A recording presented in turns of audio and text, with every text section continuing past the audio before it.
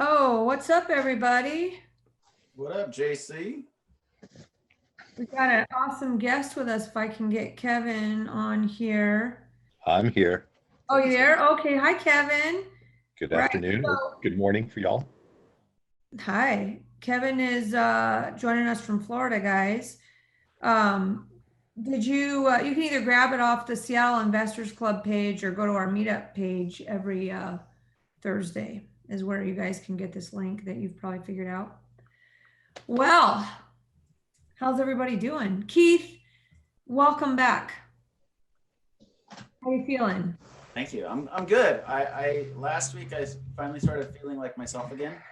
So yeah, I'm excited to be back.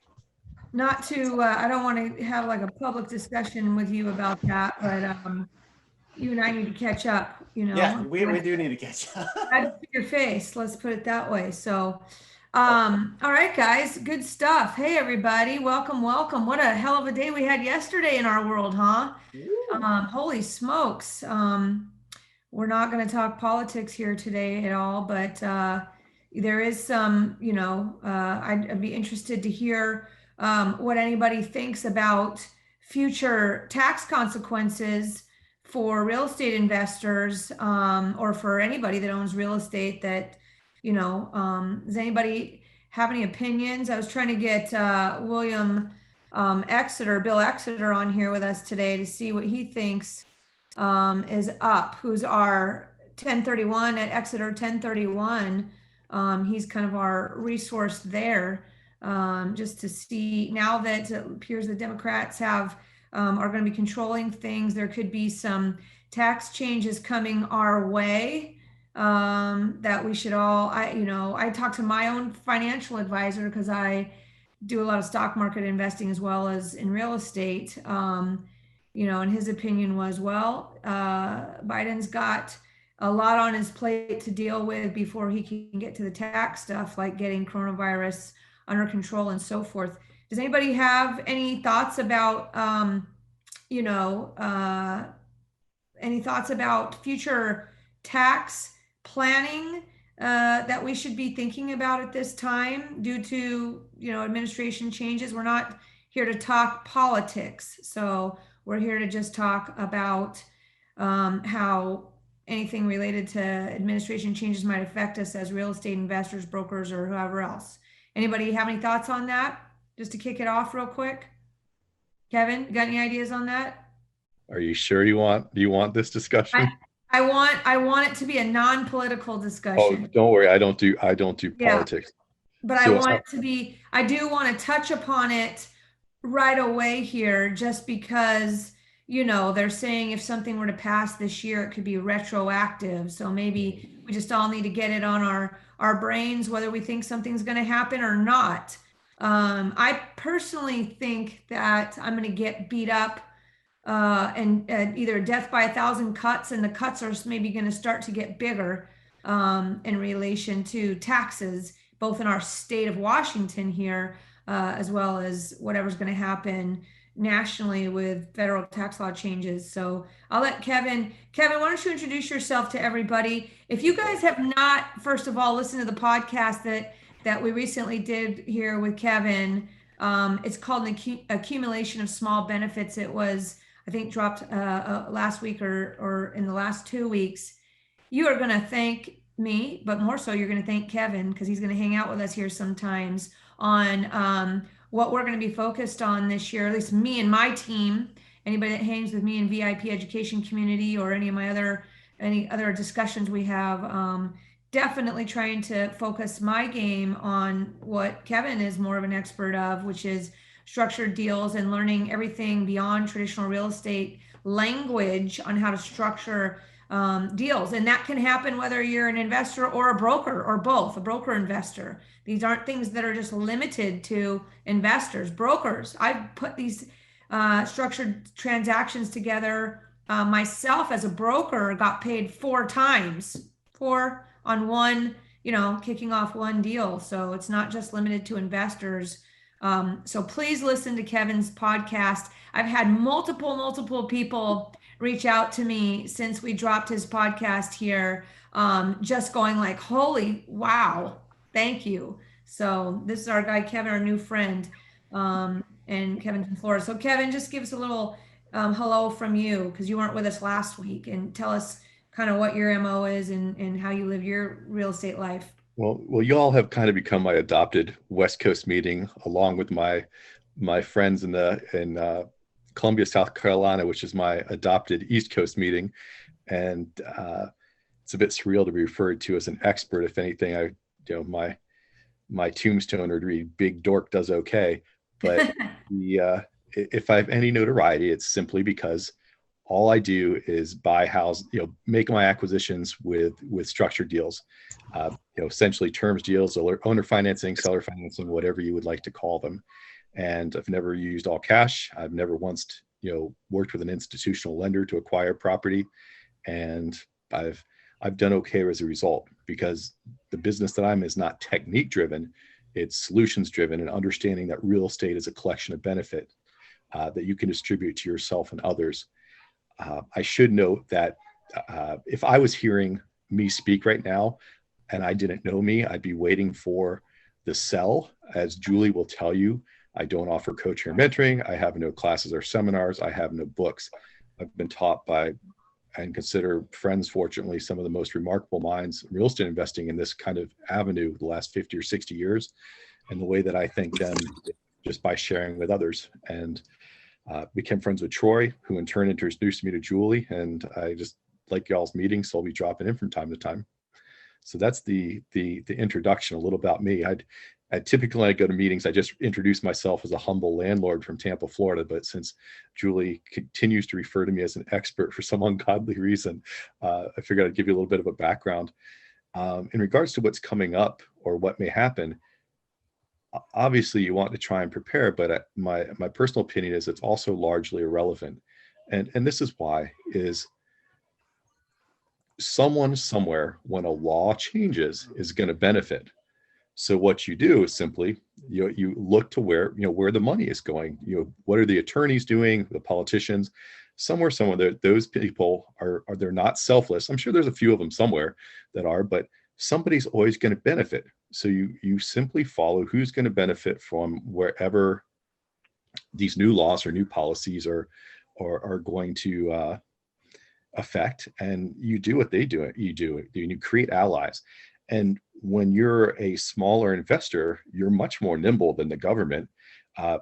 They're invariably passing laws or making decrees that are full of holes and various ways that you can take advantage of those. So I'm not certain, as I'm getting to know the Seattle Investors Club, I don't know yet exactly who's been around for a long time, who's a new investor, but I'll never forget back in 2010 or so that in the Tampa Bay area, this huge headline showed up on the Tampa Bay Times or St. Pete Times, whichever big paper it was. They've since merged. Blackstone or whoever was going to invest $1 billion in houses. I remember this new investor going, how am I ever going to compete? How am I ever going to buy those houses? And he was he could not comprehend that Blackstone was not down there in the streets making the same deals that people like he and I could make. And as a result, I've heard multiple, and you've got to take the time to read these proposals. I can't even begin to express the number of times I've heard people freaking out. We're going to lose 1031s because of Biden's plan. I said, did you read it? Well, no. Well, if you notice, it says it's only if you make more than 400 grand a year. And I don't know about the rest of y'all, but I have found it extremely difficult as a real estate investor to, at least on paper, make more than $400,000 a year. So that's not going to affect the vast majority of people. And there's always a solution. There's always a solution anyhow. I mean, another great example is this. Back in I think it was the late 70s, that in California, I believe, they started to get crazy. They've kind of gotten crazier since then.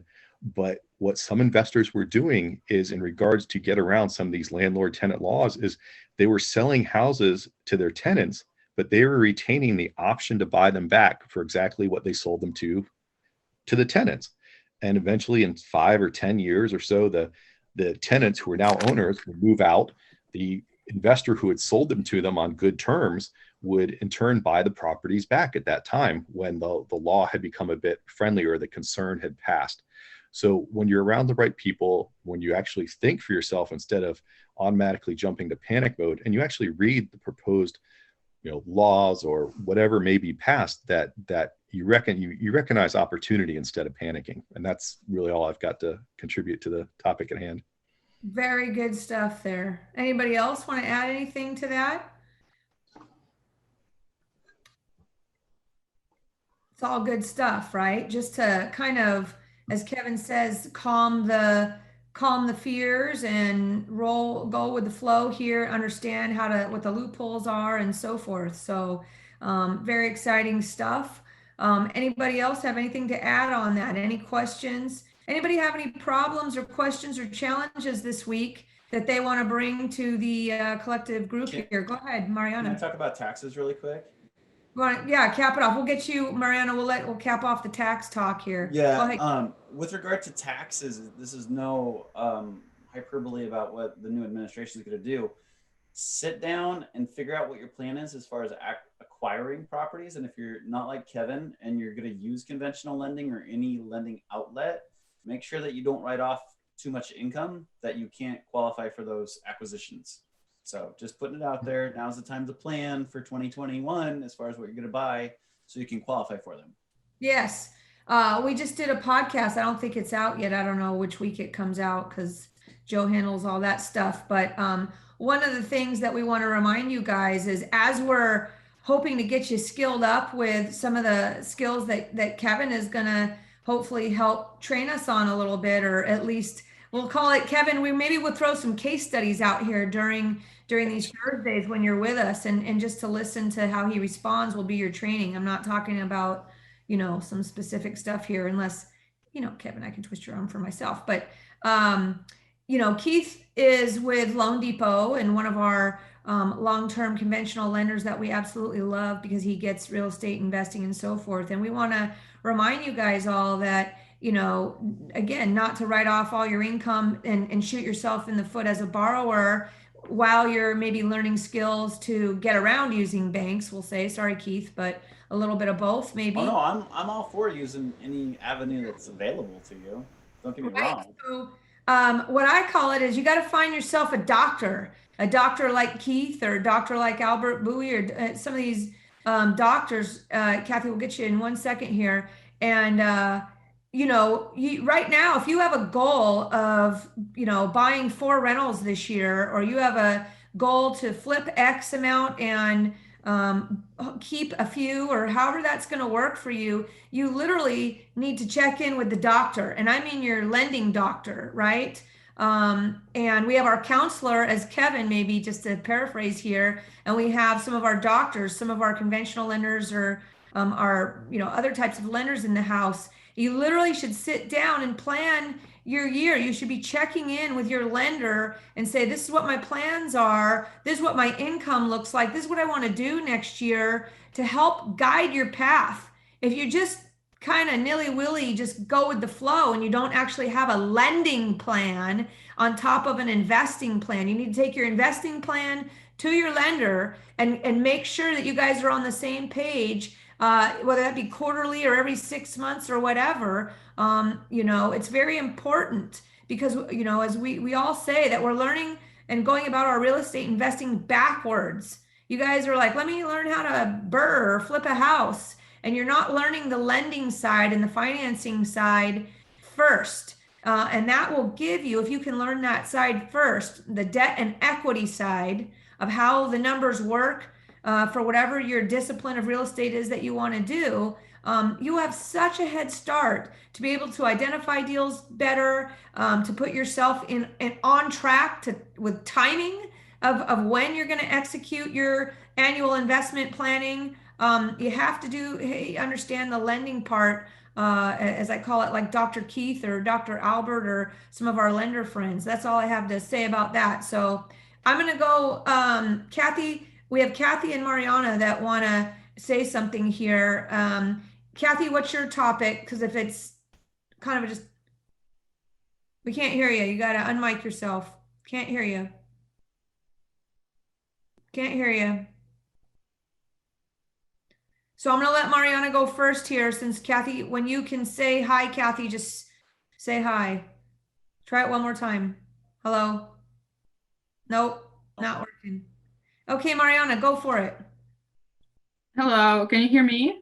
Yes. Will you Oh, introduce yourself to the group? Tell us where you're at and okay. Yeah, my name is Mariana. I work in tech and I'm doing my investments on side. I have property in Florida and now I'm in the process of buying an apartment building in Chicago with a couple partners. So yeah, I have like a minor problem that probably somebody can give me advice on.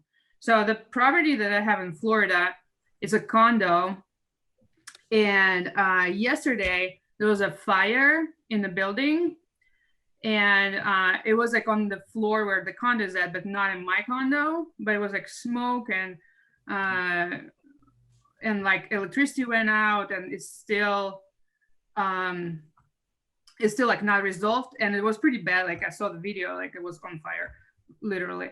And I didn't have insurance, my own insurance. Only building has insurance, and I didn't buy insurance for myself because I didn't know how to do it, even though I probably it's easy. But so you don't have a loan on your condo? no, no, I bought for cash. No, Okay. yeah, and now I'm trying to refinance that property, and thankfully appraisal was before the fire. So anyway, what I'm trying to get advice on is what kind of insurance should I get to like kind of be covered if something like that happened again? Because like I don't understand any of these insurances, and like I don't understand how to read them, and like what deductibles it are and stuff like that. Maybe somebody has already a condo insurance that like covers every possible situation, and you can just like tell me what it is. Condos are fun. So condos come in multiple flavors, right? You have the master policy that covers the whole association as far as structure coverage, and that Yeah. structure coverage could be limited to either walls in coverage, which would do all the finish elements, or studs only coverage. So your first thing that you need to research is, what does your master policy cover, right? Mm-hmm. Yeah, So I have like the paper, but I still don't understand it. if you want to email it to me, I'd be more than happy to look at it. Okay. Does she need to know where the fire started, if it was in a common area versus somebody else's unit? No, It that was doesn't somebody matter. else's unit. Yeah. That doesn't matter. The master policy is going to come in and take care of any structure coverage to the extent that the master policy is going to, whether that's walls in or studs in. That's what you want to understand. As far as insurance for the particular unit, you want to, it's weird. It's a rental property, correct? Yeah. Yeah. So if it studs in, what they're going to do is just bring you back to sheetrock, right? So then you're responsible for taking care of everything else, putting vanities, cabinets, faucets, anything else like that in there. If it is finish elements or what's called walls in, they're going to put everything back that you can prove that was there before the fire happened, right? If it was in your unit, they put back the cabinetry and what have you. Mm-hmm. Anything that is personal property that's not attached to the actual unit inside is going to be on your tenant or you, depending on whose personal property it is. Since you don't have a condo policy that covers your personal property, you would get zero, right? You just don't have any coverage there. What you could do is get a landlord's policy on that condo to cover personal property, such as washers, dryers, if you have them in the unit, those types of things. As a landlord, you should always have your tenants have homeowners insurance, renters insurance, excuse me. The renter's insurance, not because you give a rat's ass about their personal belongings, it's because it comes with at least $250,000, if not $500,000, depending on the state. It comes with $500,000 worth of liability coverage, right? So if they have a liability issue at the property, that's what kicks in. And then your policy would then kick in. You should have a landlord policy for the liability coverage. For nothing else is the liability coverage. I see. So, yeah. And because you don't know, do you have a lot of personal property in that unit? No, but I'm like wondering if like that fire happened to be in my unit or like will be in my unit, like how can I protect myself? And Let's talk. Let's review the master policy together, and then I can kind of point you in the right direction from there. Why don't okay, you drop your contact info in the chat, Keith? I'll do And that right now. picking up from there, and we'll keep moving here. Sorry to hear you had that, Mariana. And are you in the Seattle area, or where are you located actually? yeah, I live in Seattle, in downtown Seattle. Okay, good. Okay. Mariana, where in Florida? Where in Florida was the condo? Where is the condo? North Miami. Good stuff. Yep. All right. Kathy, can you talk? You want to type something in the She chat? did. It's a question for Keith relating to writing off too much income. What percentage ratio should we be looking at on income to write off debts versus equity? That's equity. It's debt to income ratio, not debt to equity. But for non-owner occupied investment properties, we want to see your total debt to income ratio below 45. If it's owner occupied, we can go up to 50. But non-owner occupied, you want to keep that debt to income ratio below 45. All right, Milav, what's up? Ask your question. You're next. Hey, hey everyone. This is Milav. I also live in Seattle. I work in tech as well. I recently came across this challenge. So I bought a property about 10-12 days ago. I just signed the purchase contract, and later on I found out from housing homeowner association and some of the neighbors that they were basically, there was some conflict with the neighbors, that they were complaining about the tenants not being respectful to the neighbors, and even the stuff like the roof had some issues. So all in all, I decided that I want to back off from the offer. So I was just kind of looking for some suggestions. Currently, I only have two contingency on the offer. One is finance and other is appraisal. Finance, I already have pre-approval from two of the guys, and I don't think that could help out. So I'm just looking for different ways. And thanks a lot to Julie. I talked to her yesterday, and she called out a couple of things, such as salary disclosure form. So the salary disclosure form I haven't signed, physically, or even through online. But according to my agent, that the listing agent sent the salary disclosure form to the agent, but that was not updated. After that, there was some water leak, and they had to do some work. But the updated salary disclosure form they haven't sent to either of us. So I don't know if that can save us in any way, but that's basically the challenge. Yeah. So the situation is that he's under contract, but he has not purchased it yet. And he found out that his investment plan for the property might be challenging and not work. And in addition to that, the tenants or whoever's next door is complaining about the previous owner who was attempting the same type of investment plan. So it's looking like it's going to be trouble for him, right? That it's just going to be, first of all, that his investment plan with it is based on whatever the city limitations are holding him back a little bit. And then on top of that, there's a problem with the tenants next door, I will say, that are going to cause him issues with his unit there. So he's decided not to pursue the investment because he's just under contract, but he has, only a financing contingency in place. And then I brought up to him, we'll check the Form 17, see if you have an out there if they did something wrong. And that's where it stands. But on top of that, you've shared also with me that the agent wants to step into your shoes and buy the property, right? Correct. He was basically, the agent was saying, if you lend me the down payment, he can go and find another 90% from the lender. Because he's basically doing the same kind of deals. He himself buys a property and rehabs it. So according to him, he just put like $300,000 in last 4 months. So debt to income wise, he'll still check, but he needs 10% of the money, which according Ask to for him, his tax returns and see how much money he actually makes before you do that deal. I told him not to do it in second position on a property that he already knows is going to have a problem with the tenant next door and so forth, right? Is the next door neighbor a tenant, or are they an owner that just hates tenants in That's their? what I was looking for clarity on. Is I thought Yeah, originally the tenant was in the house he was purchasing, and it was the next door neighbor who was complaining about the tenant in the correct. acquisition. So Right, the next door neighbor is complaining about the tenant in your property, correct? correct. So And mhm. if I may make a suggestion, is if outside of the current tenant, that's really the only challenge that you're perceiving, that you're concerned about. It would be interesting to see if you could go back and add to the contract, or even just speak to the seller and have a discussion saying, I will continue through with this deal as long as the tenant is being moved out of the property. But there's other parts to that too. Is But it's the typically neighboring tenant. It's the no, it's neighbor. not. It's his tenant. That's what I just Correct. Can I clarified. clarify? Can I clarify one But thing?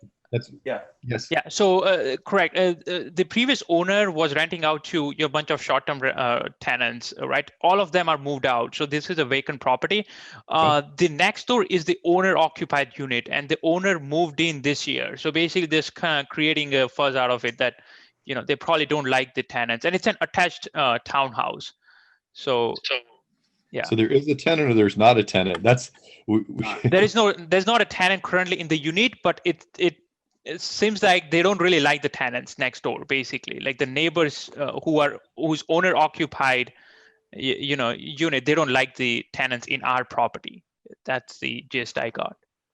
Well, if there's To clarify, nobody there, who are they not liking? I think it's Well, the they just model moved that out. he's using, the model of renting by the room, right, Milad? Yeah, that's what I was exploring. Correct. Renting by the room. And Kevin, to answer your question, there were tenants up until last week. They are just vacating to sell the property. So your only real concern now is what the next door neighbor is thinking about your potential residents, and that's what's making you uncomfortable about this, correct? Correct. That is number one. And obviously, it's an attached product and the roof is pretty bad. So, now I need to negotiate with the neighbors that, hey, we need to replace the roof because it's not covered by HOA. And I'm not disagreeing with you, because obviously I have not seen the property, but what is leading you to believe that the roof is bad? My agent told there's like mold on the roof and it's pretty in bad condition, according to my agent. What you should get Troy to look at it, but just something to consider. And I don't do condos or townhouses. Sure. Is when I go look at a potential property or potential acquisition, I go introduce myself to all the neighbors, and I never introduce myself as the owner. I just say I'm an agent of the owner. I work for the owner, and I tell them, it said, we're going to use this as a rental. This is going to be a rental property, but our system's in place, and I give them an idea of everything that we check for. And I said, so we should be putting great residents in next to you, because we rent good homes to great people.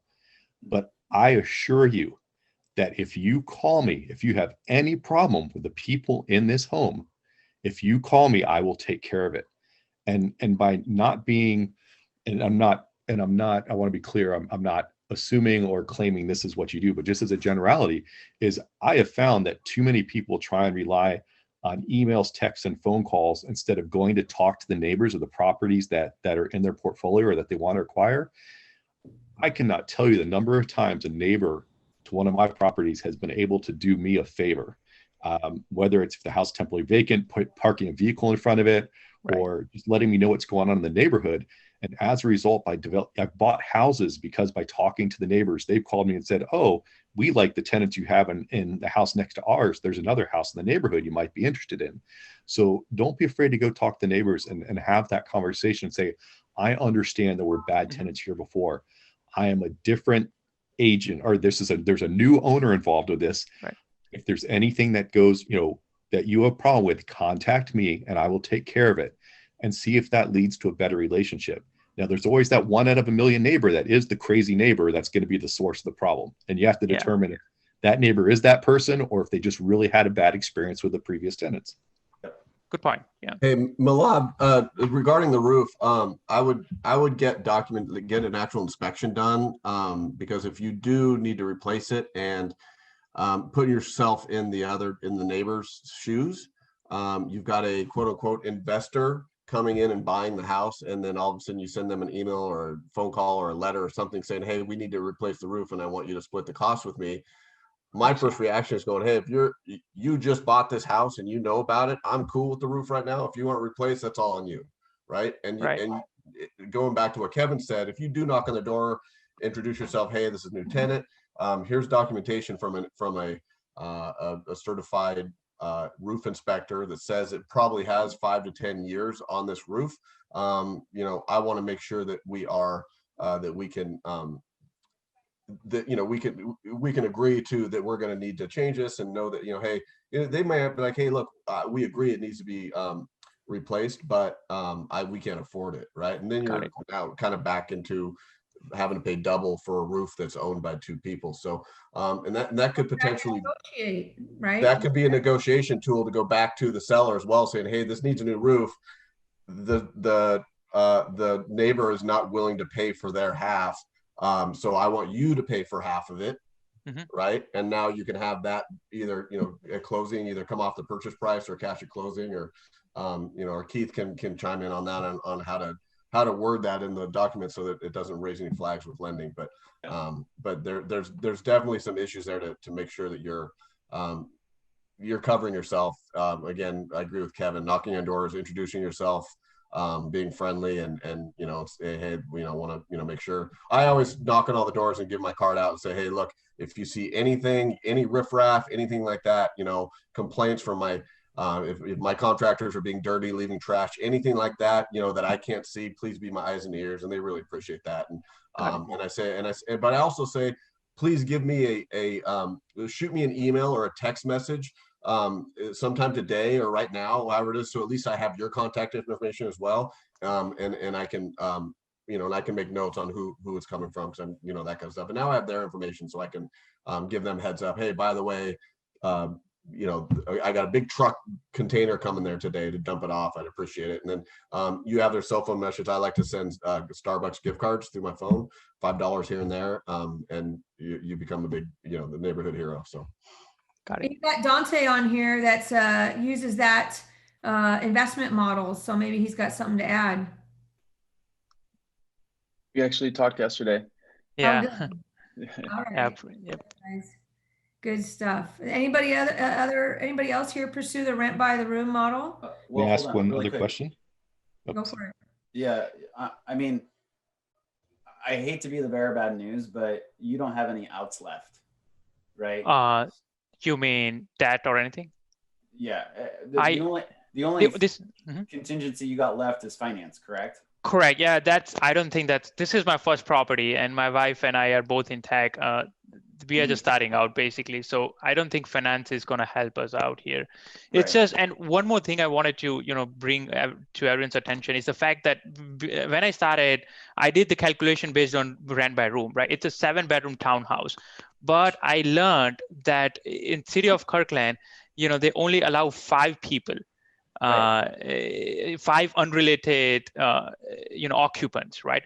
So in that case, I can only max out to 5 people, unless that is not being enforced so much from city, right? And that's where I was worried about. If you're going to do like 5 people, then it's not going to cash flow as we thought initially. And the seller lied about it. He was like, okay, we were renting out all 7 room. So yeah. Okay. I'm gonna be school of hard knocks here. Whatever the seller says, unless it's in writing on the seller disclosure, means jack, right? It doesn't exist. It's buyer beware in the state of Washington, right? Right. So I think you're in a really interesting predicament. And my follow-up question is, where has this perception of the next door neighbor and the tenants come from? I contact HOA. So somebody on the board said, hey, the tenant or the owner next door didn't like the tenants in the previous house. Yeah, I think you need to go see what kind of crazy you're dealing with and knock on the door. Yeah. And take that script and say, hey, we're the new agents representing the owners.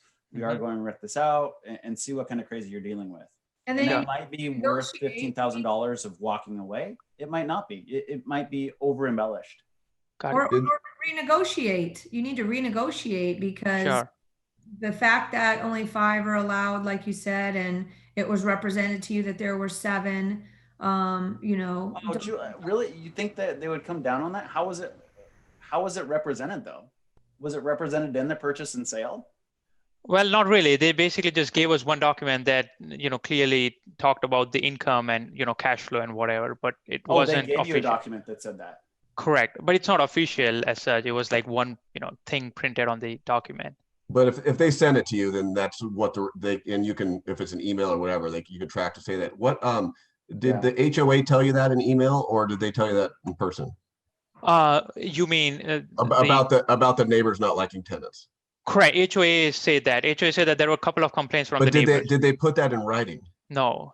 Okay, because that's that's not legal.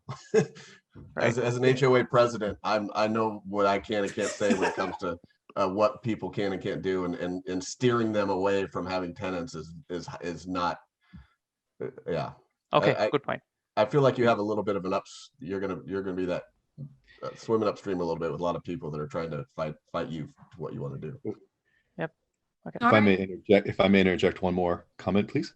Yes. The question got answered for me was, was this purchase predicated upon the cash flow from multiple people living in it, or could it still make money if you just had one family living in it? And if the latter was the case, that's something where you can possibly go to the neighbor. And I've done this before where I tell the neighbors, I said, look, I can choose a resident to live here, or if there's someone that you'd like to suggest to live here, please send them my way first, because I'd rather have a neighbor, provided that they check out, have a friend living next door to them. And then I can go to the neighbor and say, look, if this person's, if that person's causing a problem, it's like, hey, look, you told me this was a good person. What's going on here? And people will be shamed into making certain that the person they referred to be their next door neighbor performs.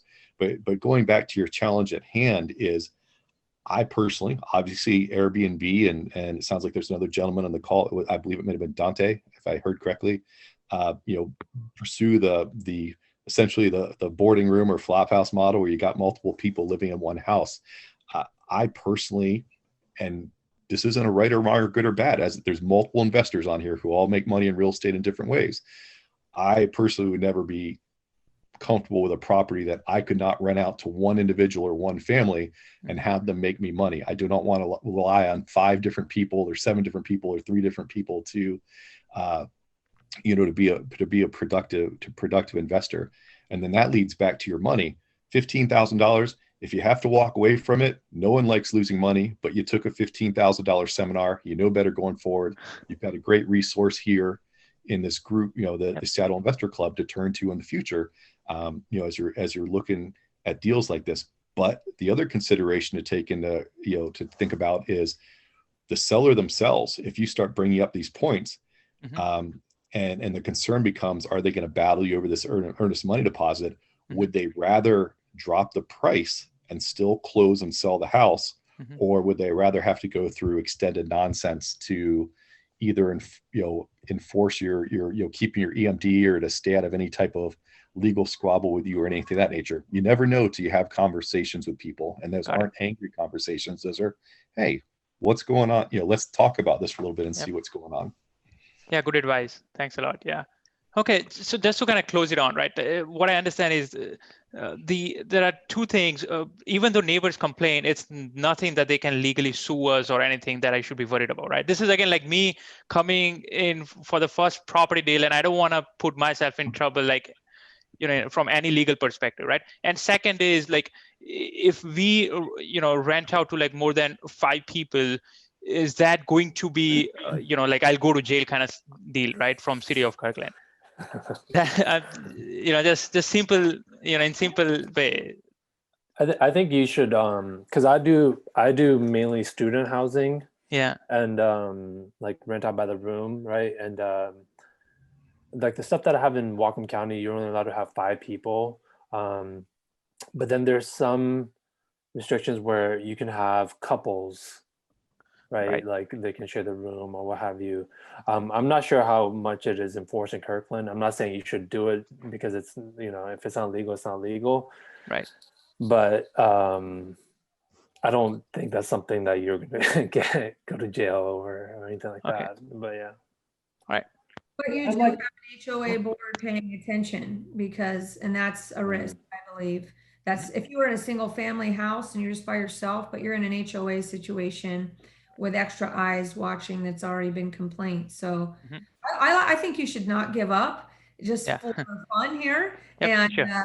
if you have time, go talk it out with the neighbors and so forth and see Totally. how far you get and come back next week and tell us what's up. Sounds Right. good. Thanks a lot. Yeah. Thank you all, really. Yeah. All right. Kathy, I see you back on. Kathy Emmons, do you have a mic that works now? No? Okay. All right, guys. Anybody else need any help this week? Problems, challenges? I do have a question. Can you guys hear me? What's up, Ian? Hey, yeah, so I have two tenants that are not paying because of this COVID thing, COVID moratorium. So they're both working, but they decided not to pay because they don't have to. I I talked to someone and they told me that if you're selling the house, you can bypass the moratorium. I called an attorney and the attorney said, she thought that wasn't the case. Anyone else have tenants that are not paying for, because of this What COVID state thing? what state is the property in? Georgia. So luckily it's only like it ends in January supposedly. So hopefully they don't push it out longer than that. And so you want to sell the property or you just want the tenants out? Both. I do want to sell one of the properties. I do want to sell the other one. I just want the tenant out. Where in Georgia are the properties? Southern Georgia. So are we talking like a Valdosta, Georgia, or further north of there? Macon? No, near Savannah. Oh, okay. And is there any debt on those properties? No. And what if someone were to buy those properties from you? What would you do? Would you 1031 into a different property, or are you just going to take the cash? And if so, what are your plans? What will you do with that cash? Well, I'm planning to buy more properties. I buy last year I bought 5. I'm planning to buy another 5 this year. Hopefully I can get more, but Where would you like those properties to be in a perfect world? I like buying in Georgia, actually. I like the laws there. Usually evictions are very easy in Georgia. Less than a month to get someone out. Mm-hmm. So in regards to, or jumping back to Georgia and your tenants who are not paying, did I hear correctly that their leases are up in January or this month? No. What's up this month is the moratorium. There's an eviction moratorium until the end of this month. Are they year to year or month to month tenants? Now they're month to month. So what you may be able to pursue in Georgia, because in most, I live in a southern state, and most southern states have, for various reasons, stronger property rights, statutes than other places in the country. Is if they have, you may be able to serve them, and I would find a more competent attorney than the one that you spoke to, and I can probably get you a couple references in Savannah. Is you may be able to successfully basically terminate their lease, and if that point in time they continue to stay, this is assuming that the moratorium is lifted, that you may be able to evict them still, because there's several states in particular in the South, Florida amongst them, that you can evict if they're not paying their rent, but if they overstay their lease, once you've given them notice of non-renewal and they stay, that courts are evicting. So that's one step to consider. Okay. The problem is right now the courts aren't even open. So. Well, then, it may become, I don't know obviously when someone's not paying rent, I could understand being upset about that. And I've known a lot of people who are being antagonistic out of their own fear and the pain that they're feeling because they're paying but not being paid. So I don't know what type of relationship you have with these people yet, or if you've discussed with them, but it may be prudent to have a very polite, very pleasant and conversation in such a way. You might want to consult an attorney for this so you don't run afoul of anything, but just saying, you understand that that you have caused me hurt and you have caused me damage, and it's, you know, basically not like you're working, and and obviously be worded in a much nicer manner than what I am, and say, do you understand that when this moratorium's lifted, that I'm going to, you know, that I'm going to be able to pursue damages against you. That's going to go on your credit for 7 years. Yeah, I mean, that's going to affect your life for 7 years? Is that something that you really want to happen? And maybe they say, sure, I'll play that game. Let's go ahead and see what happens. And yeah, at that point in time, you go down a different path. But once again, having discussion with people, you know, I think in 14 years, I've only had to serve 2 evictions, and one wasn't on my property. There's been 3 times where I've got it, you know, where we could have served an eviction, but I went and spoke to the tenant and just simply said, look, I can give you, you know, I can spend the $500 on an eviction and get you out of here, but it's going to hurt you for a long time. And here's why, and explain it to them. Or if you'll put this place, you make sure this place is super neat, clean, someone can move in right away, and you leave in 2 weeks, I'll give you that $500. And in each of those instances, the person thanked me and was gone. And I'm not saying that works every time, but those are just a couple ideas to consider or pursue, you know, in your quest to remove these, you know, have these people, you know, these residents, these tenants, you know, removed from your house or to leave your house without going through legal channels. Okay. We Cash got for keep in then. the chat here. Willie was saying, you know, would investigating rental assistance on the tenant's behalf not work? And then Dion He said piped they're in. employed. I thought he said they both had jobs. Yeah, they're both working. One of them's actually a subcontractor, so she's making a lot of money actually. But she knows the game. She knows she doesn't have to pay. Her rent's $1,300 a month, so she hasn't paid since June. So she's, you know, it's quite a bit that, you know, she's saving by not paying. So I mean, if I happen to know some investors in that area, and it might be one of those things that if you really don't want to deal with it, are you in Georgia? Or are you in Seattle, but you own property in Georgia? yeah, I'm in near Seattle, but I own property in Georgia, multiple states actually. Fantastic.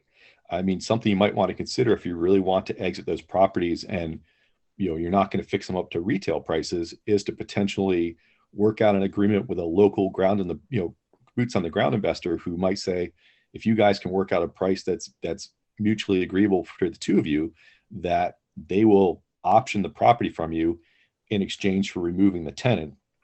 As soon as that happens, they can purchase the property from you, or even better, that gives you also time perhaps to identify some replacement property. So when they purchase the property from you, you can 1031 exchange tax deferred into some other properties that you like better.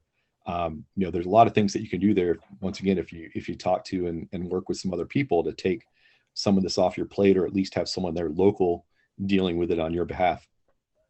Oh, I'm okay with that. I mean, I have 60 tenants, and I have people on the ground taking care of it. So, you know, I don't have a problem with it really. I just kind of, you know, it would be nice to, you know, get them going and get new tenants. So, but yeah, thank you for the feedback. That is a kind of a thought, cash for keys, but it's kind of hard to like go that route when you got someone who owes you like $9,000 to offer them more money to go away, you know.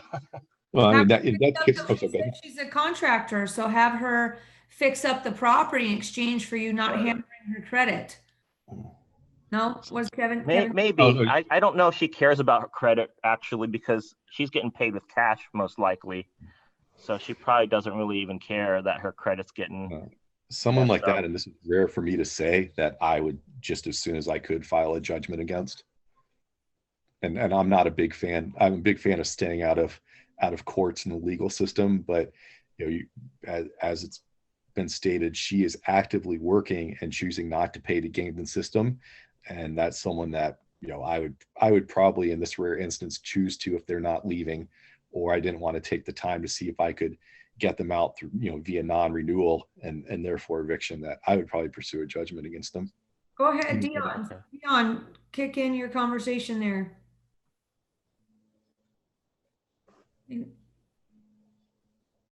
I was just saying, if you decide to go for cash for keys, don't give the money to the person because they could take it and stay. I've offered to pay cash for keys towards a deposit on the next place they're moving to if that ends up happening. But I'm absolutely on board with, if they're working and just choosing not to pay, there's going to be a judgment involved there at some point. Okay, that's a good point. Thank you.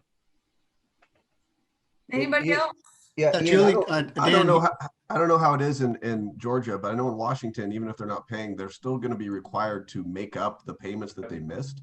And a lot of people don't know that. So that might be information they're not aware of. Okay, yeah, Julia, we have a resource request. This is Dan Martinez with the XP Realty, and with me is Kelly Guerra, an investor who has found a property in Lewis County, a 20-unit apartment. And we're just looking for some assistance in the pro forma evaluation, just so we know, you know, what kind of a deal we're getting into, and then possibly some direction on additional due diligence, which may be needed to put it together. The seller is willing to work with them, and so we have a pretty good situation. We just want to make sure we're on the right track and can make the appropriate proposal for purchase. Is this something you guys have in your contract, or you just have an opportunity off market? It's an opportunity. It's an opportunity. Yeah. Is it an off market opportunity? No, it's not off market. The listed property. Yes. And you're wondering how to evaluate how much to offer. Correct. Yeah. And then also, yeah, and assistance maybe on, you know, what the potential is. They have some ideas on what to do with it and, you know, where it could go. We just want to validate some of the assumptions that we're making, and then make sure we've covered the due diligence piece. How much the building will support, you know, payment wise, all of that. It's in. Okay. And so nobody's ever purchased an apartment before, and this is your first attempt?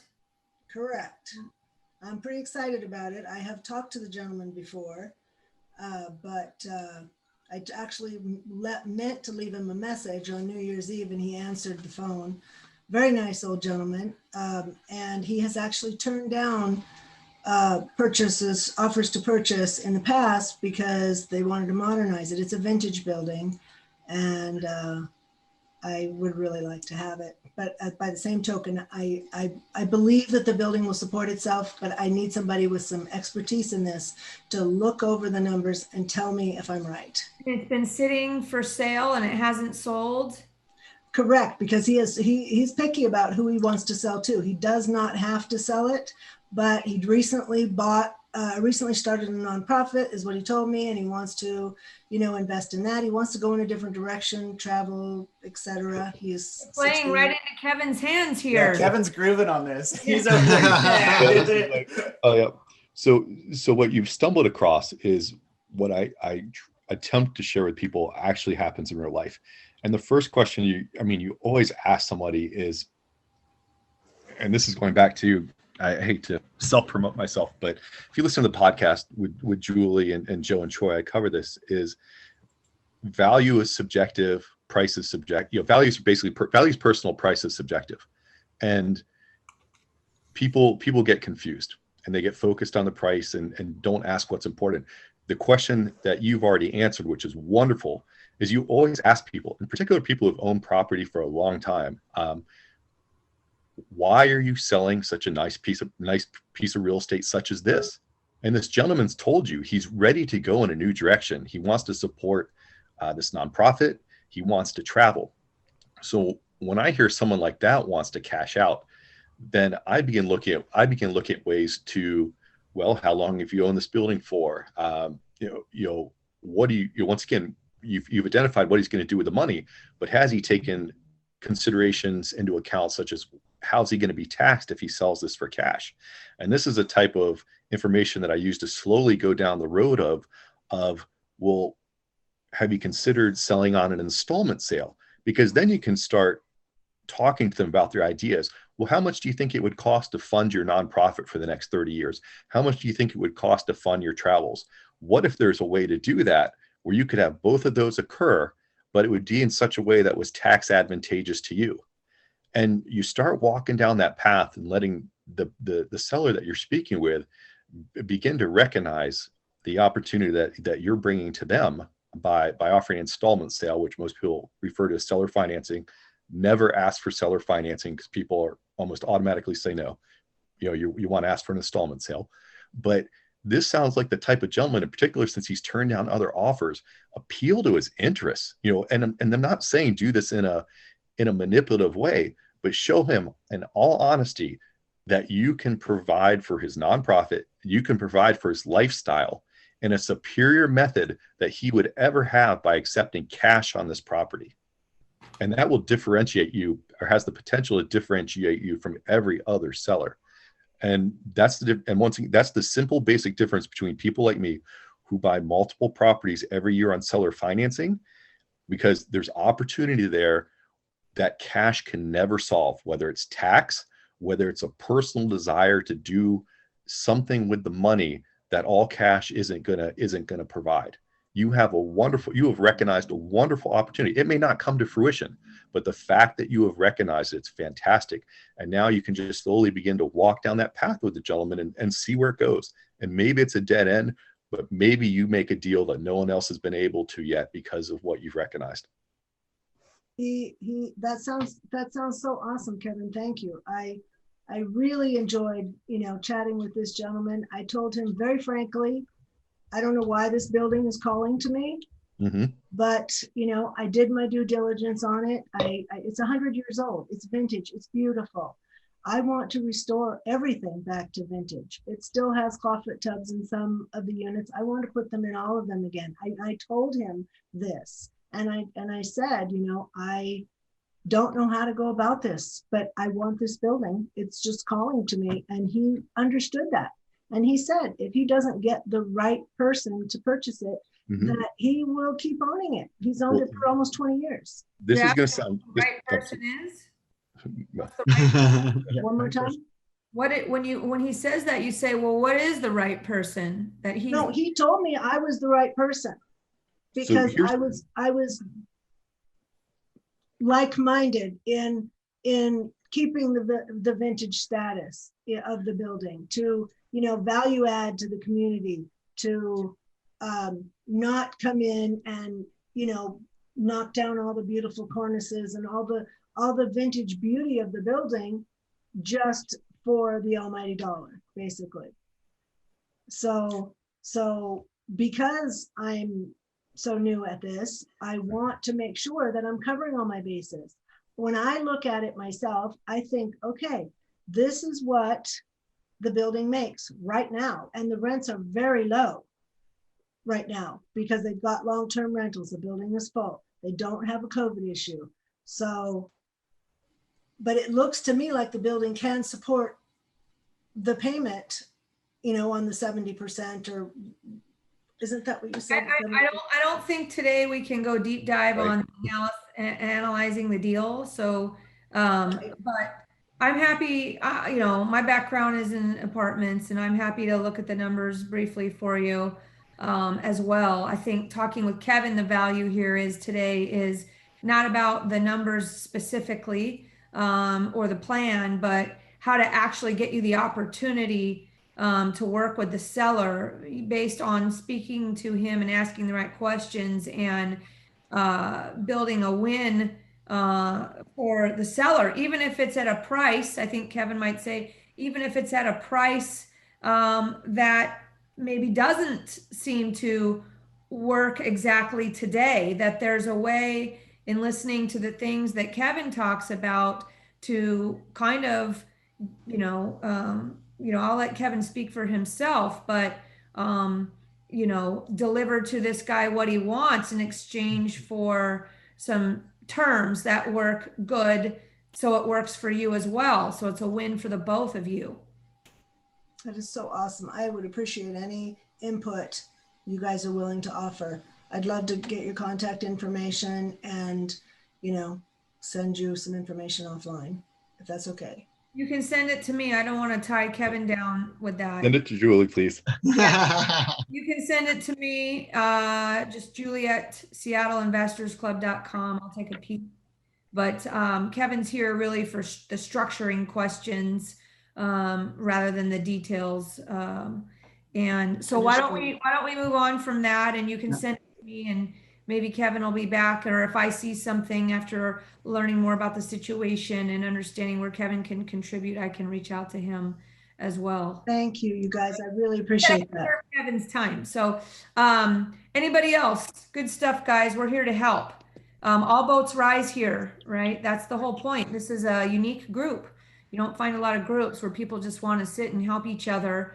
And I think if we do, then everybody benefits just from listening or participating. So I have a financing question. So I have some bird deals down in Oklahoma that I've gone through personally with private money and done, put the loan on initially at the purchase with the rehab included. And then when tenant's in place and it's complete, I rate term refi into a long-term loan. And I've recently added a partner so I could do more deals, and he's a capital partner. And as such, he's currently in Australia, so he can't get back to the US right now, but he is essentially funding 100% of the deal. And the first one we did the same scenario where we put the loan in place, and then once it's complete, we're in the process of refinancing it. He brought up the question of, well, why can't we just purchase it outright with cash and not go through the initial loan process and then have to do the refi? Can't we just do the purchase and then potentially sell at completion from one to the other? And part of this is the complication of the business entity and kind of the operating agreement, but I'd love any input on the different financing structures for that. does everybody understand what he's doing? I think you lost me a little bit. So you're buying properties to flip? Nope. So long-term hold. So standard process that I've done in the past is BRRRR deal, buy it, put in rehab, and I've put all that purchase and rehab into one loan in private money. And then when a tenant's in place, I refi it into a long-term bank note. Now with the new partner, he's bringing 100% of the capital. We did the same scenario, but it seemed almost cumbersome. And I'm wondering if it's possible to just do an all cash purchase and then sell it when it's complete, and we could get a favorable appraisal with 80% cash out, or 80% finance deal essentially. So you're trying to cash out the cash partner, or what are you trying to do? No, it would just more or less trying to get the long-term financing in place off of the ARV. You've got time restraints. You got a season. You can't like refinance on a cash purchase right away. You've got to wait probably 6 to 8 months, sometimes a year. Talk to local credit unions to figure out 6 months, Keith says. That's in a cash out scenario, right? That's in a cash out scenario. Here's the issue that I see. Okay, so if you go in and buy a $200,000 house, all cash, and you put another $50,000 into it, and then you want to turn around and sell it to the other entity and for $300,000 for the 80% gap, well, 240 to 300,000, right? You got to come up with that $60,000, right? That's the down payment. So you're really just robbing Peter to pay Paul in that respect. You could just turn around and do a rate and term refinance, which is what I have been doing. Yeah, and what is the cumbersome part that you're coming across? It's just the initial kind of closing and deal. If we just pay for it all in cash and not have to deal with the bank at all, or the financing, and then when I go to do the refi, there's a lot of documentation tracking. And so the one thought we had was, well, why don't we just buy it outright with cash, and then one entity, one person sells it to the other person with the traditional financing, essentially. You're very much on a fine line of skimming at this point. If you sold it from one entity to the other and it's all you behind the scenes, Okay. what would be viewed in, especially if you're doing any Fannie Mae, Freddie Mac, FHA loans, this would be a skimming operation in their eyes, because you've acquired a dilapidated house, you renovated it, and then you're selling it to another entity that you control for an increased profit. And they would say, well, this doesn't make sense. The other thing is you wouldn't be able to close in the LLC's name unless you're working with a local bank that's allowing you to do that. Then you're not doing FHA, or you're not doing Fannie, Freddie, or FHA. But the thing is, I mean, you still have that 20% difference that you have to come up with. So there's no gift of equity in the investment world. I mean, you can do gift of equity in an owner-occupied purchase if you're doing it from one relative to another. You're really looking at a refinance opportunity.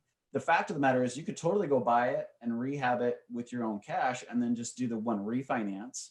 And what you come up with that is you've got 6 months to wait to do a cash out refinance, or you could do an immediate refinance based off of the original purchase price plus the improvements to your house is what we would look at. We would take the lesser of that number or the current appraised value, right? And you can leverage to that loan to value. I think Alex wants to say certain lending has a product, right? That might. Yeah. So Chase, sorry, can you, I think I missed it initially. Where is this property located? Like where are you mainly buying Oklahoma. properties? Oklahoma. Okay, so Stern Lending, we have a delayed financing. Tell them who product. you are, Alex. Oh yeah, so sorry, a quick introduction. My name's Alex. I work with Nee at Certain Lending. We're a national hard money and rental lender. We do have a delayed financing product where so long as the property is refinanced within 180 days of purchase and there are no liens to be paid off on it, I can finance up to 80% of the appraised value. And this would only be available to LLCs.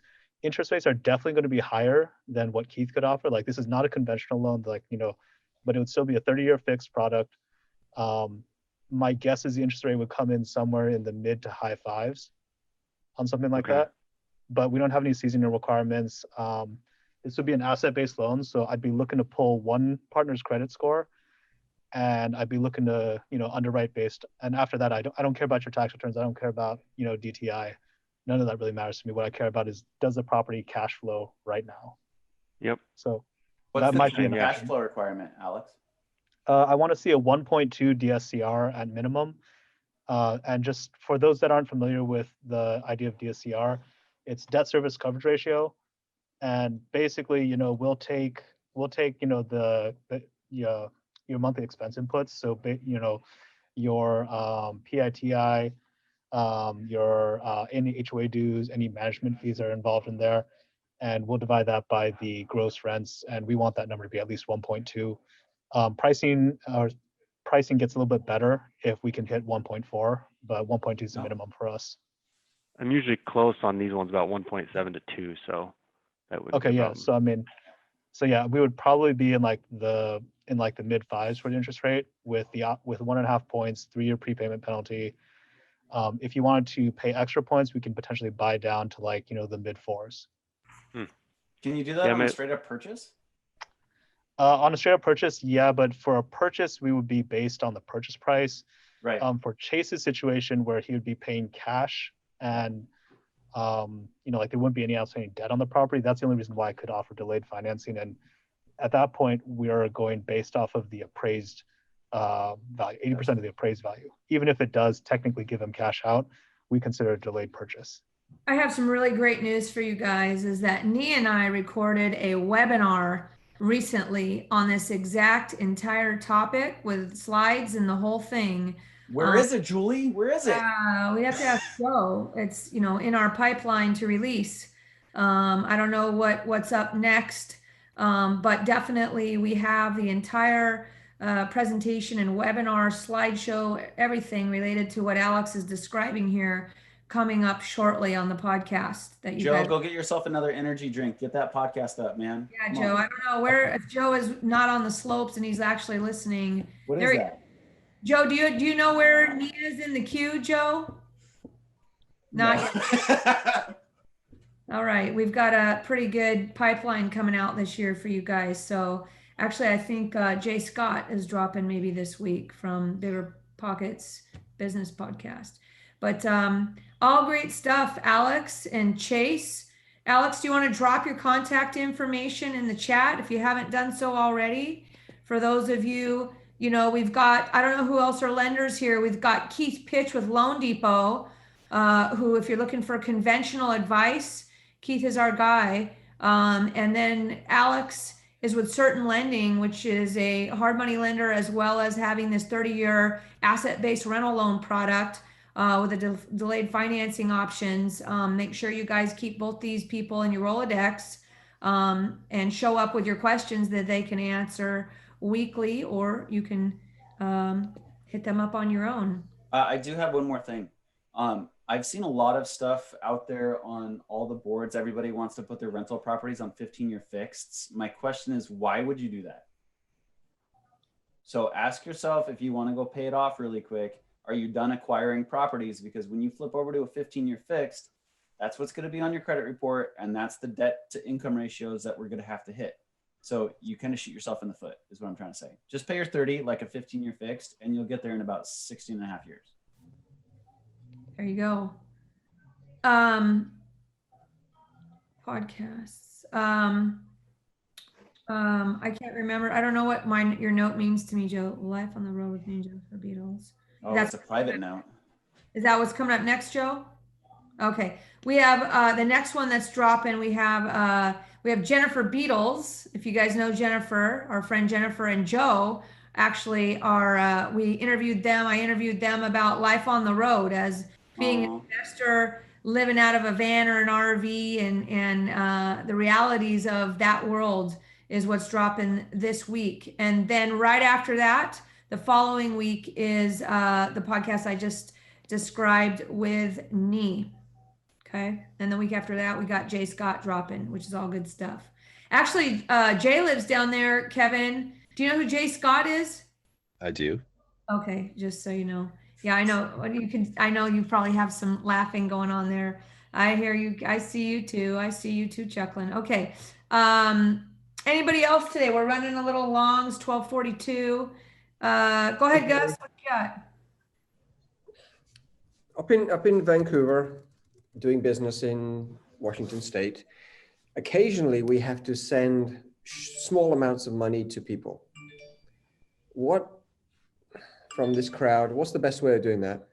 Small amounts. I mean, I'm talking about $50, $100, like $50 to go and take a picture of a property outside of the property. Sorry? Venmo. Yeah, that's not available from Canada. Oh. We can't do it across. You can't do it across borders. Oh, you're Canada, Vancouver, BC. Yes. Sorry. What about Cash App? Which one? Do you have Zelle? Cash App. Cash App. I'm pretty sure that's international. So we're talking about how to send money internationally across borders in an easy way. Small amounts. For the larger amounts, we can wire.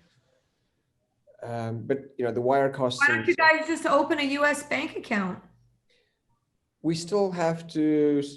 Yeah, we have that. It's just. Why don't you just send it out of your U.S. bank account then? Yeah. And through the Zelle, or whatever. Yeah. Yeah, Zelle's probably the most secure if you have a bank account. Is that Bank of America? Is that Zelle only related to Bank of America? No, it's tied to U.S. Bank as well.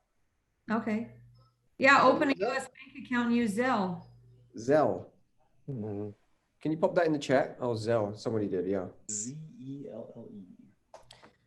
Cash App. Okay, great. Thanks, guys. That's what I wanted. All right, guys. 12:45. We went long. Appreciate you guys all coming. Any emergencies that we need to cover here before we check out today? Again, remember, any questions that you have during the week, you can post on the Seattle Investors Club Facebook page. And those questions will get answered by the collective group, which is awesome. I do want to say a shout out to Certain Lending, who is the sponsor, one of our sponsors at Seattle Investors Club. We got Alex here, and we often have Nee with us at times. And if anybody else is interested in becoming a sponsor of Seattle Investors Club, we can talk separately about what that means. But shout out to Alex and Certain Lending, who have shown up from us from the beginning of time since Certain Lending is launched, and we value their input greatly. So thank you, everybody. And thank you for who here is out of state today. I know we got Kevin, we got Dante, Gus up in Canada, Tom's out. You go by Thomas or Tom? Tom, right? Tom's out in New Jersey. We got Ian, who invests a lot in the Georgia area. He might as well be an out-of-state guy because he's all over the place. Anybody else here that is out of state? Just curious, because we're starting to grow our out-of-state crowd more and more, which is great because that means that you can bring us deals. Us West Coasters like to buy out of state. And we got Kevin, of course, in Florida. But invite your friends, guys, and join the conversation. We appreciate it.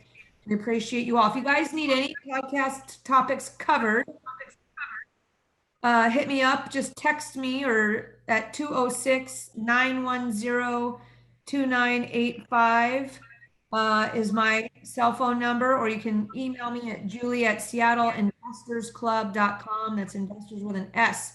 Kevin, parting words.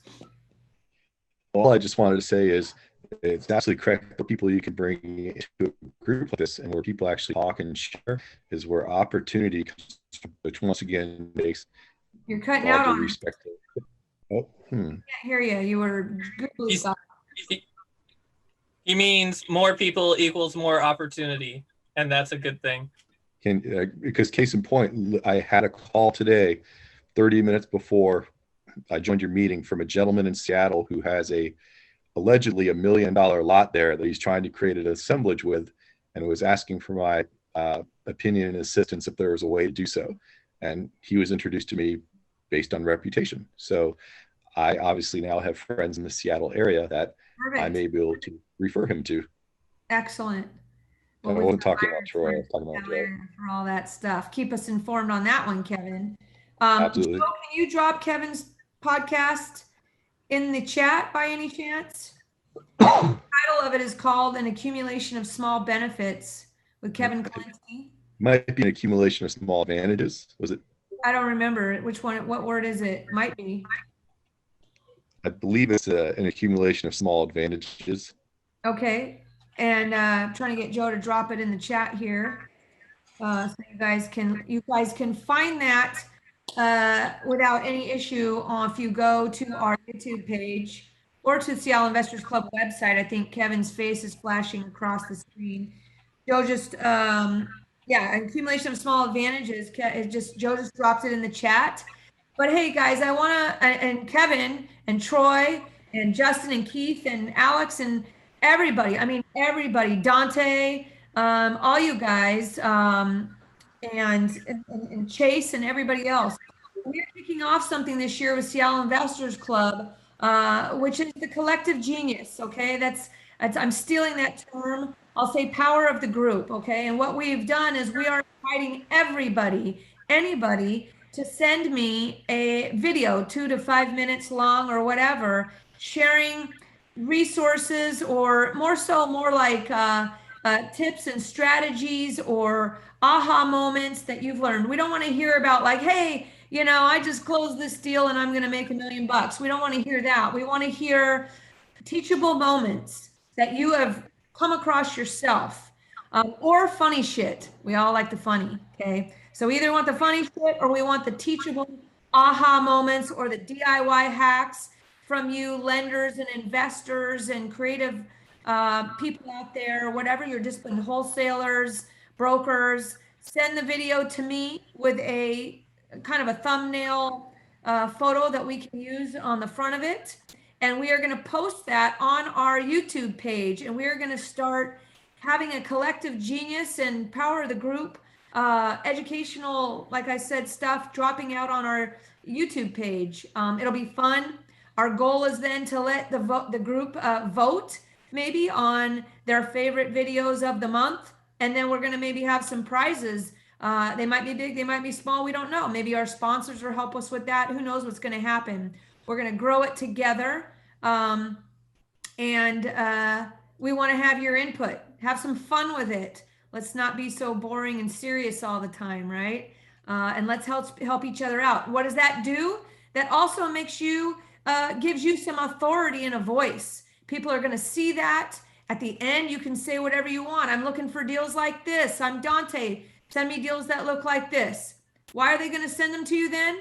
Because you're a voice of authority on a platform of authority. So we're sharing our platform with all of you to get your voice out there, to generate business for yourself, and also to contribute back to the community and have some fun. Okay. And so I invite you all to do that. I've already started getting submissions from people on that. It's just Julie at SeattleInvestorsClub.com that you want to send those 2 to 5 minute videos. And we're not looking for perfection. So don't spend a damn hour trying to make your hair look perfect or getting the right. We don't care. Just film whatever, whenever. Justin, while you're on your construction sites and something helpful. I saw somebody on Warite post like, hey, come watch how we leveled this foundation. So I reached out to Dorothy Strand over there. I'm reaching out to Dorothy and I'm like, hey, Dorothy, post that on our, send it to me, the video, and I will put it on the Seattle Investors Club. She can be the star of the show and teach you guys how to level a house. Just anything like that. Anything you can think of. If you think I have this idea, I'm not sure if it's good, just hit me up. Text me 206-910-2985 or email me. I like text during the week. Or hit me on Facebook on a message and run your idea by me and I'll tell you whether I think it's good or not. Otherwise, just send your shit to me. If I don't like it, I'll tell you I don't like it. But if it's good, we're going to post it. Okay? Let's all do it together. It's more fun. Collective group stuff. Troy and Kevin, I need to know what to do. You guys making up some paperwork? I'm kind of waiting on you guys to hand over. If you be kind enough to bring cash to Troy and small bills, we'll take care of the rest for you. I'll bring in a suitcase to you, Troy. I got you. All right, here we go. 3 of us buying some notes, doing some deals. All right, guys, over and out for this week. Happy New Year to everybody. And I guess we'll talk again next week if we don't hear from you during the week on the Seattle Investors Club Facebook page. All right, guys, see you later. Signing out. Ciao, ciao. Thank you, everybody. Adios.